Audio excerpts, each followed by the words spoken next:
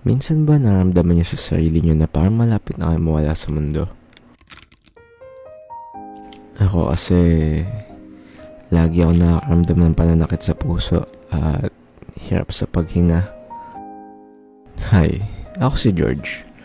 20 years old na ako ngayong taon at pakiramdam ko nanghihina na yung katawan ko.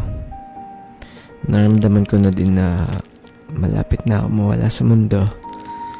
Siguro dahil din daw sa pagpupuyat ko at laging kulang sa tulog at walang kain. Tanggap ko naman kung ano mangyayari sa akin. Kaso may maiiwan ako dito sa mundong ibabaw. Ano ba yan, George? Hindi ka na naman natulog?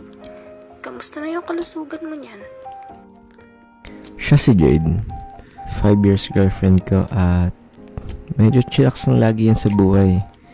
Wala masyadong alam dito sa mundo, kaya ako lagi nag-guide sa kanya. Hindi ko sinasabi kahit kanino yung naramdaman ko. Kasi ayoko naman maging malungkot yung natitirang oras ko dito sa mundo. Mas gusto ko na lang na-enjoy yung mga sandali ko dito. Pero kaysa mag-enjoy ako, nagtatrabaho ako na maigi. Oy Jade, halika dito. Bakit ano yan? Ituturo ko sa'yo lahat ng nalalaman ko sa business ko. Ba't mo naman ituturo? Para maging ikaw mag-handle dito in case na wala ako. Ha?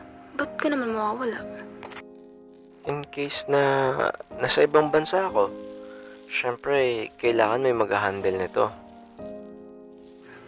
Sige. Try ko.